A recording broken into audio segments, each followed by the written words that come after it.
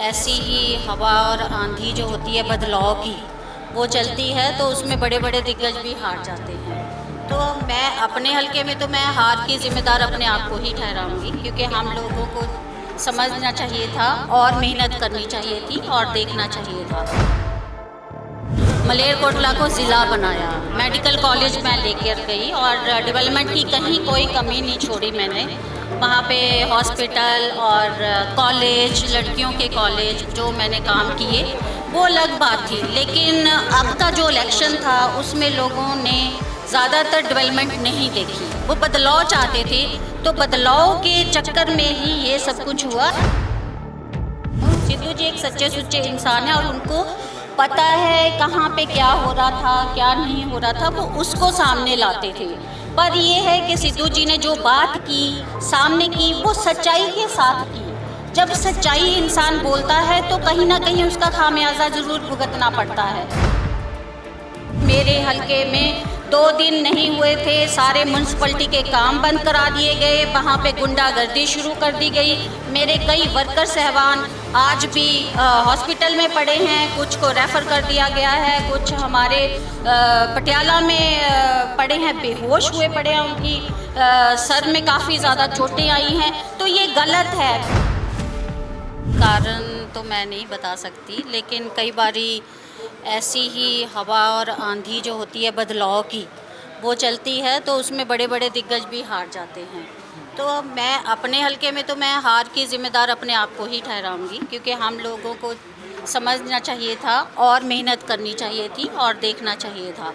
बाकी आप cabinet minister थे, आपको नहीं लगता आपने अपने हल्के में क्या काम नहीं किए या कहाँ कमी रही जो हार हुई है? देखें, मैंने अपने हलके में काम तो अलग बात है, अपने मलेरकोटला को ज़िला बनाया, मेडिकल कॉलेज मैं लेकर गई और डेवलपमेंट की कहीं कोई कमी नहीं छोड़ी मैंने। वहाँ पे हॉस्पिटल और कॉलेज, लड़कियों के कॉलेज जो मैंने काम किए वो अलग बात थी, लेकिन अब का जो इलेक्शन था उसमें लोगों ने ज़्यादातर डेवलपमेंट नहीं देखी। वो बदलाव चाहते थे, तो बदलाव के चक्कर में ही ये सब कुछ हुआ। ऐसा नहीं था कि कांग्रेस ने काम नहीं किए, कांग्रेस की सरकार ने बहुत काम किए। मैं अपने हलके की ही बात करती हूँ। ज़िला बनाना एक बहुत बड़ी बात होती है अपने आप में। एक ही ज़िला बना और ज़िले की सहूलतें जो लोगों को मिलती हैं वो एक अपने आप में मिसाल होती है। और मेडिकल कॉलेज बहुत बड़ी चीज़ है, जो मेडिकल कॉलेज वहाँ पे जाएगा।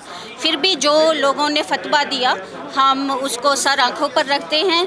जो मेरे अपने लोग हैं उन्होंने मुझे वोट भी किया और उनका मैं शुक्रिया भी अदा करता हूं। बाकी आपके साथी मैम, बाकी साथी कह रहे हैं कि सिद्धू और चन्नी की बयानबाजी करके खामियाजा भुगतना पड़ रहा है कांग्रेस पार्टी को। सिद्धू आपके नज़दीकी से, आपको लगता है कि सिद्धू की बयानबाजी का खामियाजा भुगते हैं आप भी? नहीं, देखें, सिद्धू जी एक सच्चे सुच्चे इंसान है। मैं फिर से दोबारा कहूँगी, क्योंकि पहले भी मैं यही कहती आई हूँ। सिद्धू जी एक सच्चे सुच्चे इंसान है और उनको पता है कहाँ पे क्या हो रहा था, क्या नहीं हो रहा था, वो उसको सामने लाते थे। पर ये है कि सिद्धू जी ने जो बात की सामने की, वो सच्चाई के साथ की। जब सच्चाई इंसान बोलता है तो कहीं ना कहीं उसका खामियाजा ज़रूर भुगतना पड़ता है। तो हम लोगों ने, सिद्धू जी ने तो सच्चाई बयान की, उसको थोड़ा सा उल्टा और गलत तरीके से लिया गया। पर ये बात नहीं है, चन्नी जी के भी काम बहुत अच्छे थे, चन्नी जी ने भी अच्छा काम किया, हम लोगों ने सब ने मिलके बहुत अच्छा काम किया। लेकिन लोगों का फतवा जब आता है, कई बारी बदलाव के लिए भी आता है, तो उसमें अब लोगों ने फतवा दिया है। अब इम्तिहान जो है वो आप आदमी पार्टी का है। अब वो झाड़ू वालों का इम्तिहान होने वाला है कि वो पूरे 5 साल में क्या करेंगे, जो उन्होंने वादे किए हैं क्या वो उनको पूरा करेंगे, कैसा होगा क्या नहीं होगा। मैं अपने हलके की मिसाल देना चाहती हूँ। मेरे हलके में 2 दिन नहीं हुए थे, सारे म्यूनसिपलिटी के काम बंद करा दिए गए, वहाँ पे गुंडागर्दी शुरू कर दी गई।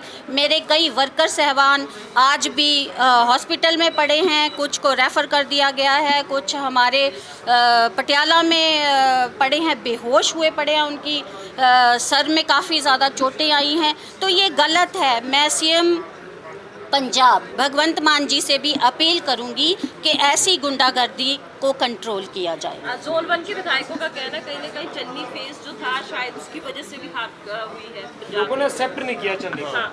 नहीं, देखें, मेरा आपने पहले भी देखा होगा, मेरा जो ये था, हम लोगों का पहले से ही मैं अपनी पार्टी को ये बता चुकी थी कि हम अगर फेस ना दें तो ज़्यादा अच्छा है।